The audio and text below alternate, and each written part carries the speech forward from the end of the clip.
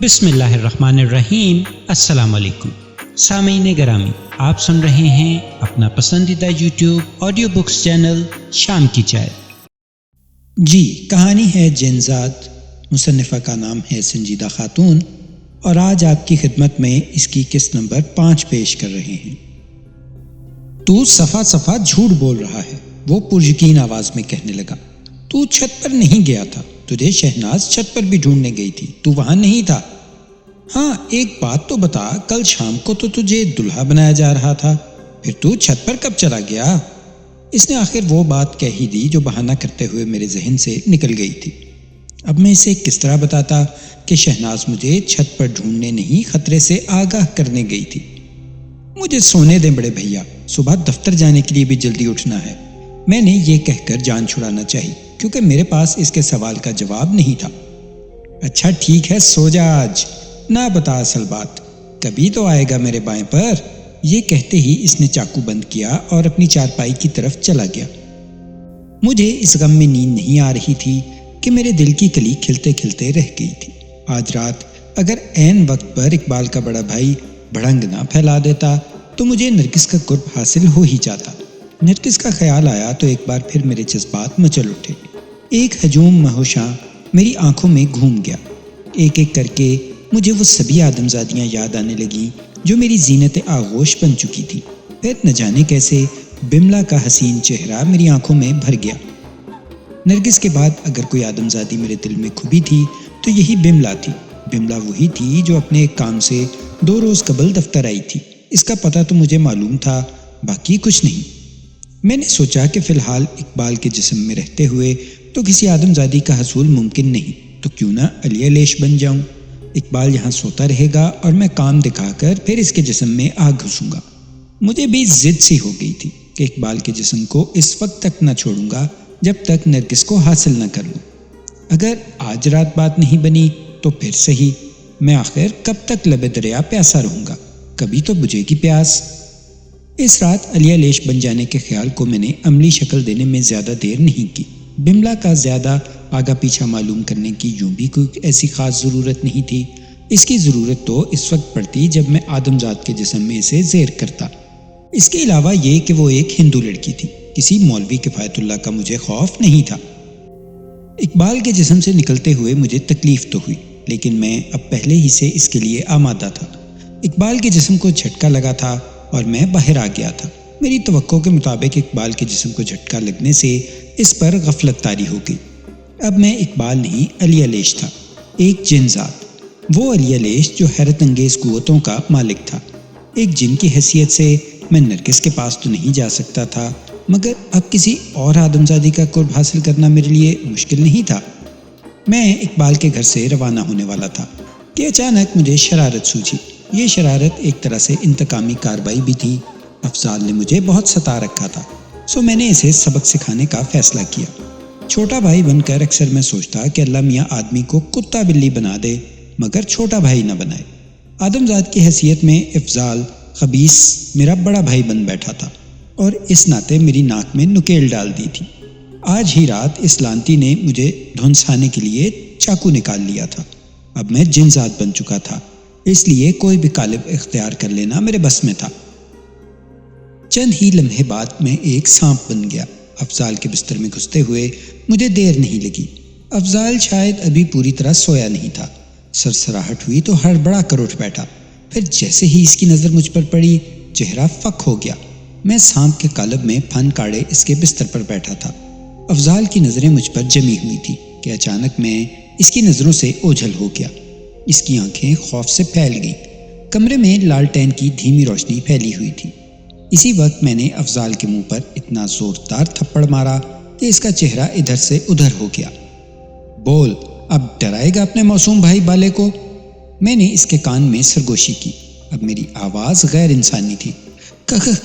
کون ہو تم؟ وہ خوفزدہ آواز میں بولا۔ میں ایک جنزاد ہوں جسے تو نے ابھی سانپ کے قالب میں دیکھا تھا۔ میرے سوال کا جواب دے، ستائے گا یا اب چاقو دکھا کر ڈرائے گا بالے کو؟ نہیں، اب کبھی نہیں ستاؤں گا، اس نے گھبرا کر کہہ دیا۔ اور سن، اگر تو نے کسی سے میرا ذکر کیا تو گلا دبا دوں گا تیرا، اسی طرح۔ میں نے اس کی گردن دبائی، پھر چھوڑ دی۔ بول، کسی کو میرے بارے میں کچھ بتائے گا؟ غالباً خوف کے سبب اس کی آواز نہیں نکلی اور اس نے انکار میں سر ہلا دیا۔ اس کا چہرہ پیلا پڑ گیا تھا اور جسم پر لرزہ طاری ہونے لگا تھا۔ اقبال کے بڑے بھیا کے لیے اتنی سزا کافی تھی۔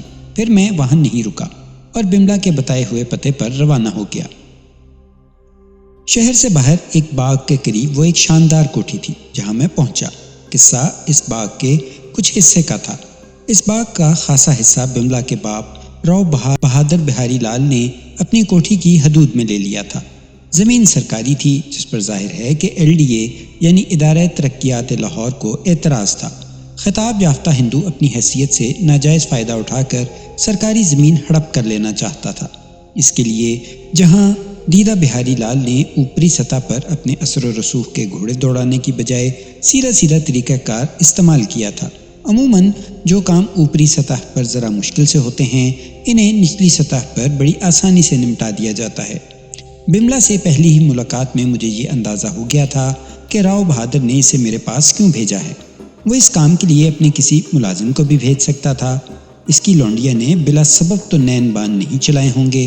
صنف کرخت کی بجائے اگر صنف نازک مسکرا کر کسی کام کو کہے تو بھلا کس دل سے آدمی انکار کر دے، وہ بھی بملا جیسی بیلے کی گلی۔ راؤ بہادر کے خلاف کارروائی رکوانا تو خیر میرے دائرہ اختیار میں نہیں تھا۔ ہاں، اس فائل کو ادھر ادھر کر دینا ضرور بس میں تھا، جس کے اندر یہ ثبوت و شواہد ماں نقشوں کے موجود تھے کہ راؤ بہادر نے سرکاری زمین پر ناجائز قبضہ کر رکھا ہے۔ ابھی میں نے فائل غائب تو نہیں کی تھی، مگر نیم رضامندی کا اظہار ضرور کر دیا تھا تاکہ وہ سندر نار چکر لگاتی رہے۔ اسے میں نے 3-4 دن بعد آنے کو کہا تھا۔ اس وقت میرا ارادہ یہ تھا کہ کام کی اجرت وصول کر کے ہی یہ فرض انجام دوں گا۔ مجھے اس کے لیے کوئی راستہ بنانے کی ضرورت نہیں تھی، کیونکہ بملا کے انداز و اطوار بتا رہے تھے کہ وہ خود راستہ دینے پر آمادہ ہے۔ یہ آدمزاد بھی کتنے گھٹیا ہوتے ہیں، میں نے سوچا تھا۔ ایک ہندو بچہ زمین کے ایک معمولی ٹکڑے کی خاطر اپنی بیٹی کا جلوہ دکھانے اور اسے بطور چارہ استعمال کرنے کے لیے راضی ہو گیا تھا۔ مجھے یقین تھا کہ راؤ بہادر کے پاس زمین اور جائیداد کی کوئی کمی نہیں ہوگی۔ وہ آخر انگریز حکومت کا خطاب یافتہ تھا اور انگریز حکومت کبھی ایسے ویسوں کو گھاس ڈالنے کی روادار نہیں تھی۔ میں جس کوٹھی کی حدود میں اس وقت داخل ہو رہا تھا وہ بھی اسی کا ثبوت تھی۔ اگر آج رات نرگس نے مجھے تشنا کام نہ چھوڑ دیا ہوتا تو میں یقیناً ابھی بملا کو تسخیر نہ کرتا، میں اسے ایک آدمزاد کے روپ ہی میں ملتا۔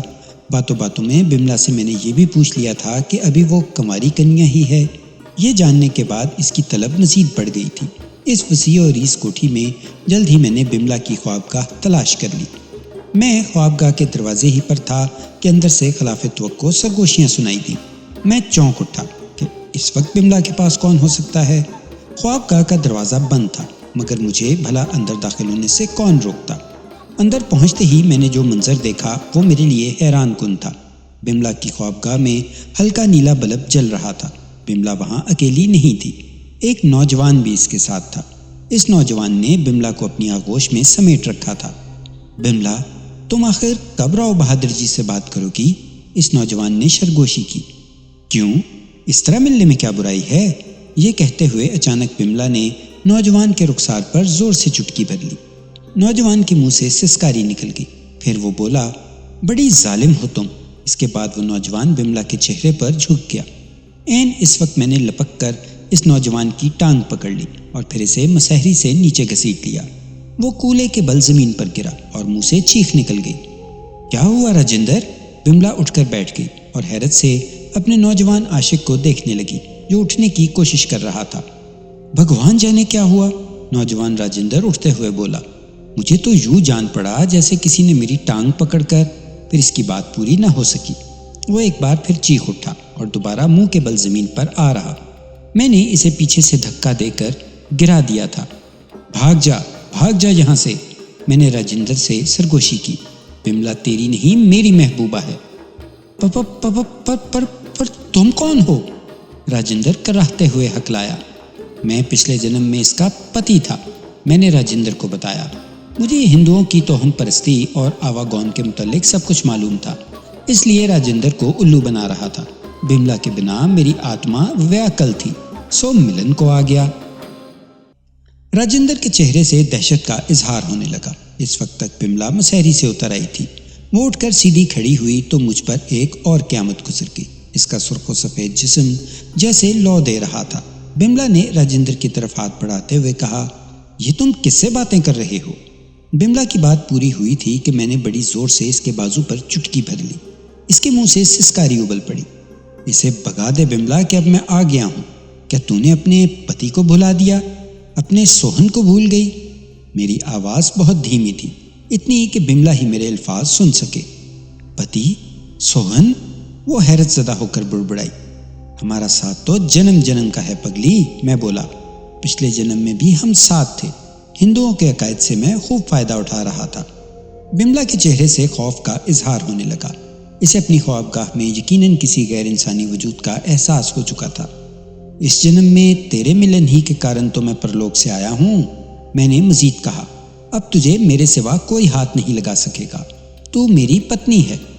اتنے عرصے میں راجندر اٹھ کھڑا ہوا۔ اس نے ڈری ڈری سی آواز میں بملا کو مخاطب کیا، میں اب چلوں گا، تو مجھے پچھلے گیٹ سے باہر نکال دو۔ ٹھیک ہے، چلو، میں تمہیں چھوڑ رہا ہوں، بملا نے جواب دیا۔ پھر میں خاموشی کے ساتھ ان دونوں کے ساتھ چلنے لگا کہ دیکھوں وہ ایک دوسرے سے کیا بات کرتے ہیں۔ مختلف راستوں سے گزرتے ہوئے وہ دونوں کوٹھی کی عقبی سمت نکل آئے۔ اس طرف باغ تھا، جس کی زمین کوٹھی کی حدود میں شامل کر لی گئی تھی۔ عقبی پھاٹک تک پہنچتے ہوئے تو وہ دونوں خاموش ہی رہے، مگر وہاں رک کر بات کرنے لگے۔ گفتگو میں پہل راجندر نے کی۔ اب وہ خاصی حد تک شاید خود پر قابو پا چکا تھا۔ اب میں تم سے نہیں ملوں گا بملا۔ وہ تمہارے پچھلے جنم کے پتی کی آتما اب یہاں آنے لگی ہے۔ یہ ٹھیک بھی ہے۔ بھلا ایک پتی کی آتما اپنی پتنی کو کسی اور کی باہوں میں کس طرح دیکھ سکتی ہے؟ راجندر بولا۔ پر اس نے مجھ تک پہنچنے کے لیے کوئی روپ کیوں نہیں دھارا؟ اس جنم میں مجھ سے ملن کے لیے بھگوان نے اسے کوئی شریر کیوں نہیں دیا؟ بملا کے لہجے میں الجھن تھی۔ یہ سوال تو تم اس کی آتما ہی سے کرنا۔ تم سے اس نے کیا کہا تھا؟ بملا نے پوچھا۔ میں نے اپنے بارے میں راجندر کو جو کچھ بتایا تھا اس نے کہہ دیا۔ کل میں پنڈت ہردیال جی کے پاس جاؤں گی، بھگوان کرے وہ میری سہایتا کرنے پر راضی ہو جائیں۔ میں نے سنا ہے وہ بڑے گیانی ہیں۔ اس نے مجھے اپنا نام سوہن بتایا ہے، پر مجھے تو کچھ بھی یاد نہیں آ رہا راجندر۔ اس طرح تو وہ مجھے کسی… بملا کچھ کہتے کہتے رک گئی۔ میں جان گیا کہ بملا کیا کہنا چاہتی ہوگی۔ اس آدم زادی کا اصل روپ مجھے نظر آ گیا تھا۔ راجندر کے علاوہ بھی اس رئیس زادی نے یقیناً دوسرے عاشق بھی پال رکھے ہوں گے۔ ہر چند کہ وہ ایک بد کردار ہندو لڑکی تھی، پھر بھی اس کا حسن انتہائی پرکشش تھا۔ شاید اس نے خود کو بہت سنبھال کر خرچ کیا تھا، ورنہ اب تک ڈھل گئی ہوتی۔ اس کی عمر 20-22 برس سے زیادہ نہیں لگتی تھی۔ اتنی سی عمر میں غالباً اس نے زندگی کو خاصا برت لیا تھا۔ اس پر مجھے کچھ ملال تو ہوا، لیکن ملال سے حاصل بھی کیا تھا؟ سب کچھ سمجھ لینے کے باوجود میں اس سے دستبردار ہونے پر آمادہ نہیں تھا۔ وہ اس لیے فکر مند تھی کہ میری وجہ سے اسے اپنے دوسرے عاشقوں کو بھی چھوڑنا پڑتا۔ ہندو پنڈتوں کے متعلق بھی میں نے عالم جنات میں بہت سی باتیں سنی تھی کہ وہ آدم زادوں کا یہ قبیلہ بھی بہت عیار اور کرتبی ہوتا ہے۔ کافر جنات کی طرح ان کافر پنڈتوں کے پاس بھی کچھ قوتیں ہوتی ہیں، لیکن مسلمان عاملوں سے بہت کم۔ پنڈت اتنے خطرناک نہیں ہوتے جتنے مسلمان عامل ہوتے ہیں۔ اس پر بھی میں نے سوچا کہ تدارک ضروری ہے، کہیں مولوی کفایت اللہ کی طرح پنڈت ہردیال بھی آئندہ میرے لیے مسئلہ نہ بن جائے۔ بملا جیسی نازک اندام وہ حسین آدم زادی کو تو مستقل طور پر اپنے تصرف میں رکھا جا سکتا تھا۔ بملا کی ادھوری بات سن کر راجندر کہنے لگا، تم بھی کمال کرتی ہو بملا، بھلا پچھلے جنم کی باتیں بھی کسی کو یاد رہتی ہیں؟ میں تو تم سے یہی کہوں گا کہ اس بیچ پنڈت ہردیال جی کو ہرگز نہ لاؤ، کہیں معاملہ بگڑ نہ جائے۔ اگر وہ تمہارے پتی کی آتما نہ ہوتی تو تمہارے ہی پاس کیوں آتی؟ کیا خبر وہ کوئی بھوت پریت ہو؟ بملا نے ایک اور شوشہ چھوڑا۔ جنات کو عموماً ہندو بھوت پریت ہی سمجھتے ہیں۔ بملا نے قطعی درست اندازہ لگایا تھا۔ حسین ہونے کے ساتھ ساتھ وہ ظالم ذہین بھی تھی۔ اب وہ کہہ رہی تھی، اگر وہ کوئی بھوت ہوا تو پنڈت جی سے بھگا دیں گے، پھر وہ میرے پاس کبھی نہیں آئے گا۔ وہ اگر بھوت ہوتا تو اسے تمہارے پتی ہونے کا سوانگ رچانے کی کیا ضرورت تھی؟ راجندر میرے حق میں بولا۔ وہ نرا گھامڑ تھا، تاکہ میں اسے اپنا پتی مان لوں اور پھر وہ آگے بھی میرے شریر سے کھیلتا رہے۔ پتی بننے کے ادھیکار کا اور کیا مطلب ہوا؟ اس کا یہ قیاس بھی بالکل صحیح تھا۔ تم جانو، لیکن اب میں اس سمے تک تم سے نہیں ملوں گا جب تک وہ تمہارے پاس آتا جاتا رہے گا، راجندر نے صاف لفظوں میں کہہ دیا۔ شاید تم ڈر گئے ہو اس سے۔ ہاں، مار سے کون نہیں ڈرتا؟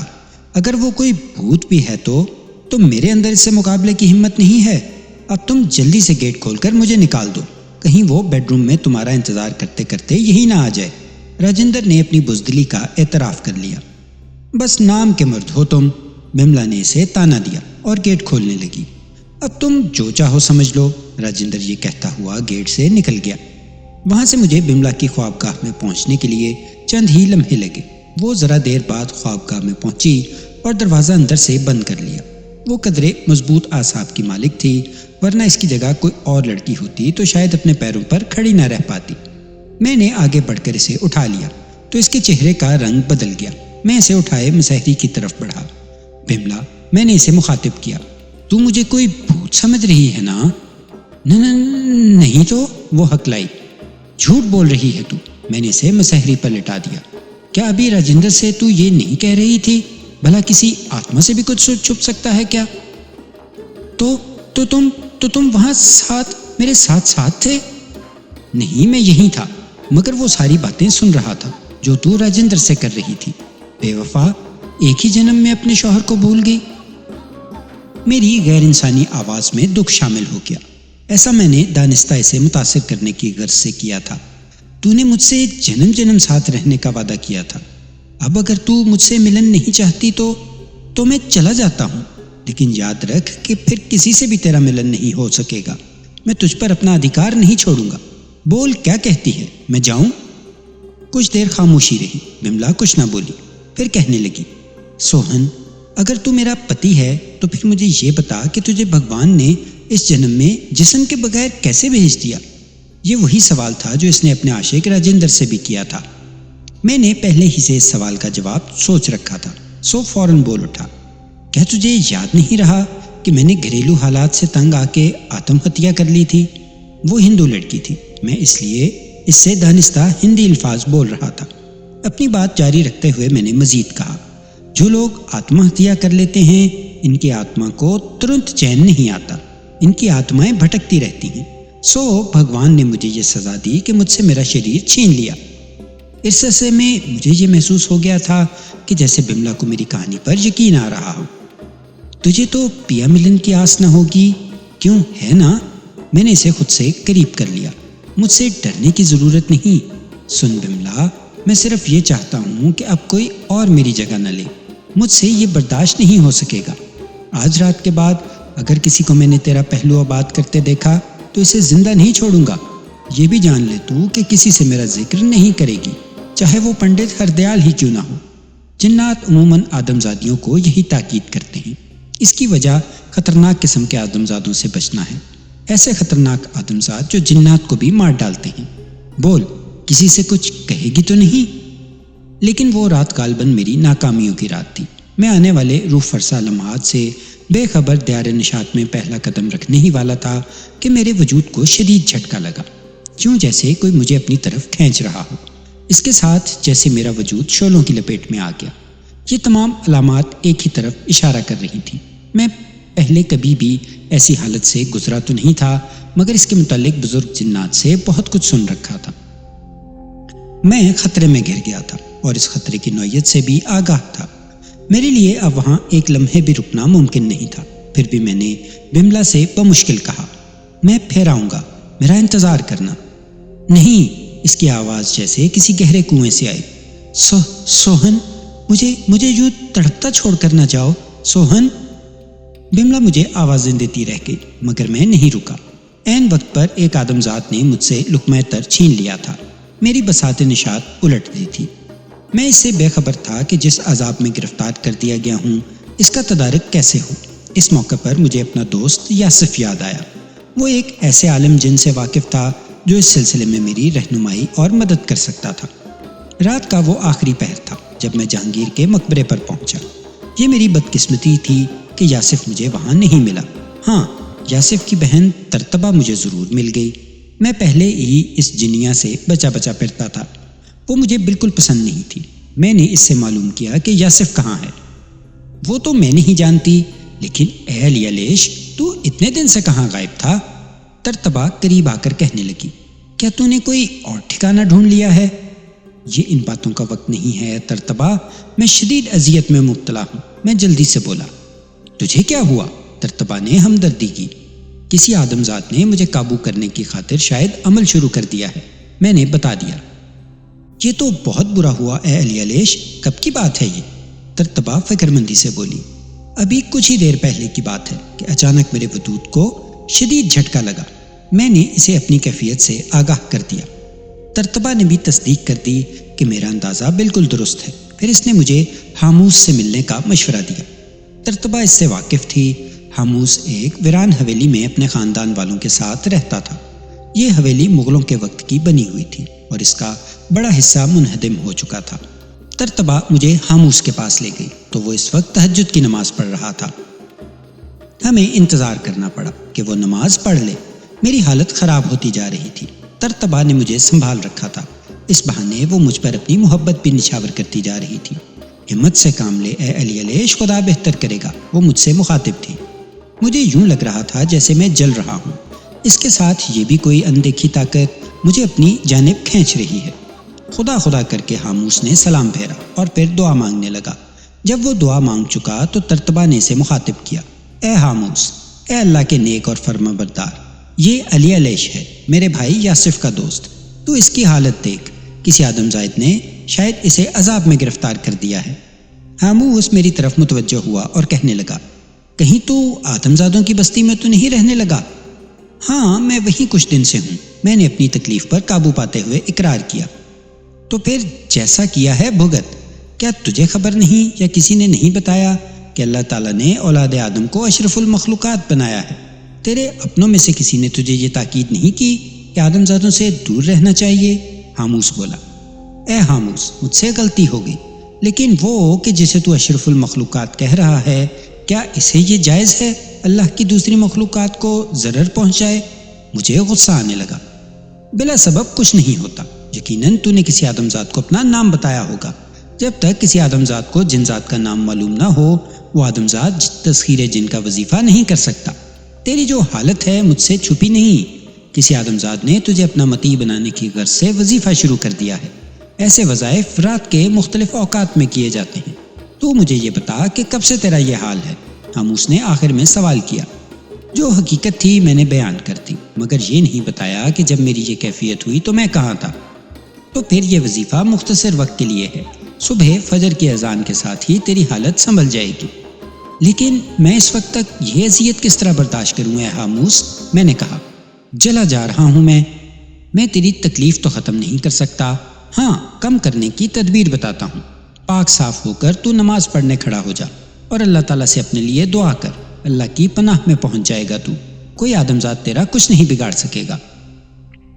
یہ تو ٹھیک ہے حاموس، لیکن اس آدمزاد کا سراغ کیسے لگایا جائے کہ جو علی علیش کو اپنے قبضے میں کرنا چاہتا ہے؟ پھر اسے روکا کیسے جائے؟ ترتبہ بول اٹھی۔ تیرے ان سوالات کے جواب اس وقت ممکن نہیں، اس کے لیے مجھے علی علیش سے تفصیلی گفتگو کرنا پڑے گی، تبھی کچھ کہہ سکوں گا۔ فی الحال یہ اس قابل نہیں، اسے صبح فجر کے بعد میرے پاس بھیج دینا۔ خدا حافظ، حاموس بولا۔ اب جاؤ، میں آرام کر رہا ہوں۔ سخت اذیت کی حالت میں مجھے ترتبہ کے ساتھ واپس آنا پڑا۔ نماز میں نے صرف اپنے بچپن میں پڑھی تھی، لیکن اس وقت واقعی خدا یاد آ رہا تھا۔ حاموس کے مشورے پر عمل کرنا گویا میری مجبوری تھی۔ ترتبہ مجھے تنہا چھوڑ کر چلی گئی، میں یاد الہی میں مصروف ہو سکوں۔ پھر جیسے ہی میں نے نماز کے لیے نیت باندھی اور اپنا دھیان خالق حقیقی کی طرف لگایا، تکلیف کم ہونے لگی۔ نماز پڑھتے ہوئے مجھے سکون سا محسوس ہو رہا تھا۔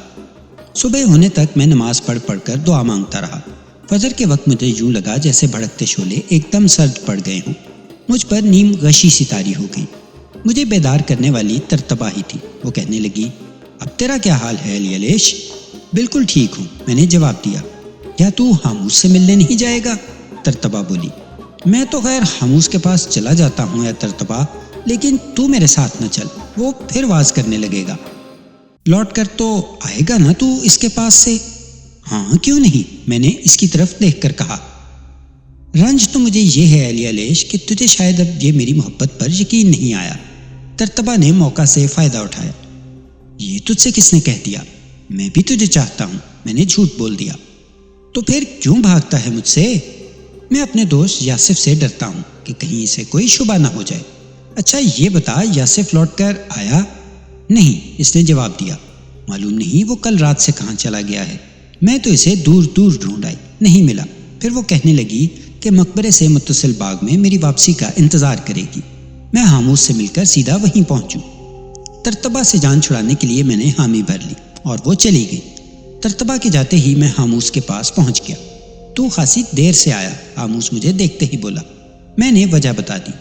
تو پھر تو نے فجر کی نماز نہیں پڑھی؟ پڑھتا کہاں سے ہے حاموس، تجھے میں نے جو بتایا نا کہ مجھ پر نیم غشی سی طاری ہو گئی تھی۔ خیر اب قضا پڑھنا، اس کی آواز میں تاکید تھی۔ جس طرح اہل ایمان آدم زادوں پر 5 وقت کی نماز فرض ہے، جنات بھی اس سے مبرہ نہیں ہیں۔ پھر اس سے پہلے کہ میں حاموس کی نصیحتوں سے بیزار ہو جاتا، وہ خود ہی اصل موضوع کی طرف آ گیا۔ تجھے میں ایک وظیفہ تعلیم کرتا ہوں، یہ وظیفہ تجھے 3 راتوں تک بعد نماز عشاء و زوال کے وقت سے پہلے تک پڑھنا ہے۔ تجھ پر یہ حقیقت منکشف ہو جائے گی کہ تجھے کون آدمزاد اپنے قبضے میں کرنا چاہتا ہے۔ تو کیا اس سے پہلے مسلسل 3 راتوں تک مجھے گزشتہ رات ہی کی طرح اذیت سے گزرنا پڑے گا؟ میں نے گھبرا کر پوچھا۔ ہاں، اس کے سوا کوئی اور صورت نہیں۔ اذیت کے وقت تجھے وہی تدبیر کرنا پڑے گی جس پر پچھلی رات عمل کر چکا ہے۔ کہاں تو میں نماز سے بھاگتا تھا اور کہاں اب حاموس ساری رات نماز پڑھنے کو کہہ رہا تھا۔ میں پوری طرح پھنس گیا تھا۔ اور سن اے علیش، 3 دن اور رات تو کسی جنیا سے نہیں ملے گا اور نہ آدم زادوں کی کسی آبادی کا رخ کرے گا۔ اس کے علاوہ فضول گوئی سے بھی تجھے اجتناب کرنا پڑے گا۔ تیرے لیے بہتر یہی ہے کہ تو اس عرصے میں صرف یاد خدا کرے۔ اگر تو نے ان شرائط کا خیال نہ رکھا تو وظیفہ بے اثر ہو جائے گا۔ مجھے کسی جنیا سے ملنے کی ہرگز طلب نہیں تھی، میں تو آدم زادیوں کا رسیا تھا۔ کہاں جنیا اور کہاں آدم زادی، دونوں میں زمین آسمان کا فرق تھا۔ ایسی صورت میں کہ جب ایک آدم زاد مجھے زیر دام لانے کے چکر میں تھا، آدم زادوں کی آبادی کا رخ کرنا بھی میرے لیے خطرناک تھا۔ سو میں نے حاموس کی شرائط مان لی، وہ شرط بھی کہ جو میرے لیے ناممکن سی تھی، یعنی ہر وقت یاد خدا۔ مجھے کم از کم 2 آدم زادیاں تو یاد آتی، ایک تو نرگس اور دوسری بملا۔ میں ان دونوں ہی کے لمس سے آشنا ہو چکا تھا۔ اب حاموس مجھ سے یہ معلوم کر رہا تھا کہ کہیں بھول چوک میں کسی آدم زاد کو میں نے اپنا نام تو نہیں بتا دیا۔ وہ ایک ہی آدمی تھا جسے مجبوراً مجھے اپنا نام بتانا پڑا تھا، یعنی مولوی کفایت اللہ۔ مجھے یاد تو آ گیا، مگر حاموس کے روبرو میں نے اس کا اقرار نہیں کیا۔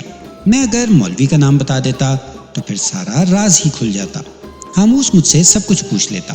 اگر وہ یہ سوال کرتا کہ میں کس لیے مولوی کی حویلی میں گیا تھا تو کیا جواب دیتا؟ حاموس سے زیادہ جھوٹ بولنا بہرحال مناسب نہیں تھا۔ اسے شک ہو جاتا کہ میں جھوٹ بول رہا ہوں تو پھر وہ شاید میری مدد نہ کرتا۔ تو یاد کرتا رہے، ممکن ہے تجھے اس آدمزاد کا نام یاد ہی آ جائے۔ حاموس نے میرا انکار سن کر کہا، یقیناً کبھی نہ کبھی تو نے کسی آدمزاد کو اپنا نام ضرور بتایا ہے۔ اگر ایسا نہ ہوتا تو تیرا نام جانے بغیر تیرے لیے وہ عمل نہ کر پاتا۔ اے حاموس، میں کوشش کروں گا کہ ایسے کسی آدمزاد کا نام یاد آ جائے۔ میں نے اسے یقین دلایا۔ اس کے ساتھ ہی میرے ذہن میں ایک اور تدبیر بھی آ رہی تھی۔ دیکھو، اگر اس کا نام معلوم ہو گیا تو پھر اسے وظیفہ کرنے سے روکا جا سکتا ہے۔ حاموس کہنے لگا۔ معلوم نہیں کیوں میں یہ بات ماننے پر آمادہ نہیں تھا کہ حاموس جس طرف اشارہ کر رہا ہے وہی درست بات ہے۔ مولوی کفایت اللہ بھلا کیوں مجھے قابو کرنے کو وظیفہ پڑتا؟ وہ اس طرح کا آدمی نہیں تھا۔ اس سے بھلا رنجش کو تو ایک عرصہ گزر چکا تھا۔ مولوی تو اس قدر عہد کا پابند تھا کہ سب کچھ جان لینے کے باوجود بھی وہ اپنی زبان سے نہیں پھرا تھا۔ مجھے اور یاسف کو اس نے قابو میں کرنے کے باوجود رہا کر دیا تھا۔ اسے اگر کوئی انتقامی کارروائی بھی کرنا ہوتی تو اب تک کر چکا ہوتا۔ تو چپ کیوں ہو گیا؟ حاموس نے مجھے ٹوکا۔ کہیں تجھے ملیکہ کی بیٹی ترتبہ کا خیال تو نہیں آ گیا؟ وہی جو تجھے میرے پاس لے کر آئی تھی۔ مجھے یاد آیا کہ ترتبہ مجھ سے ملنے کا وعدہ لے چکی ہے، سو میں نے کہا، ہاں اے حاموس، خیال اسی کا آیا تھا۔ اس وقت بھی وہ مقبرے سے متصل باغ میں میری واپسی کی منتظر ہوگی۔ کیا یہ ممکن نہیں کہ وظیفہ پورا ہونے تک میں بھی اسی حویلی کے کسی حصے میں پڑ رہوں؟ ہاں، کیوں نہیں؟ یہ بہت بڑی حویلی ہے، تو یہاں عارضی طور پر رہ سکتا ہے۔ میں حد قائم کر دوں گا، تجھے کسی مقام سے آگے نہیں بڑھنا۔ وجہ یہ کہ یہاں میری بیٹیاں بھی ہیں۔ حاموس مجھے اس حویلی میں رکھنے پر آمادہ ہو گیا۔ پھر کہنے لگا، ترتبہ کو میں خود ادھر آنے سے منع کر دوں گا۔ پھر حاموس مجھے اپنے ساتھ اٹھا کر لے گیا۔ حویلی کا وہ ایک ٹوٹا ہوا کمرہ تھا جس کی صرف ایک دیوار اور تھوڑا سا حصہ گرنے سے بچ گیا تھا۔ تو یہاں یاد الہی میں مصروف ہو جا، حاموس کہنے لگا۔ آج رات عشاء کے بعد تجھے جو وظیفات زوال کے وقت سے پہلے تک پڑھنا ہے وہ یہ ہے، یاد کر لے۔ حاموس مجھے عربی کی وہ آیتیں یاد کرانے لگا جو مجھے پڑھتے رہنا تھی۔ پھر جب مجھے وظیفہ یاد ہو گیا تو اس نے ان حدود کا تعین بھی کر دیا جہاں سے آگے بڑھنا میرے لیے ممنوع تھا۔ تو یہ تھی سامعین آج کی نشست، امید ہے آپ کو پسند آئی ہوگی۔ انشاءاللہ ملتے ہیں اگلی نشست میں۔ چینل کو سبسکرائب کریں، شیئر کریں اور کامنٹس میں اپنی رائے کا اظہار ضرور کریں۔ اللہ نگہبان۔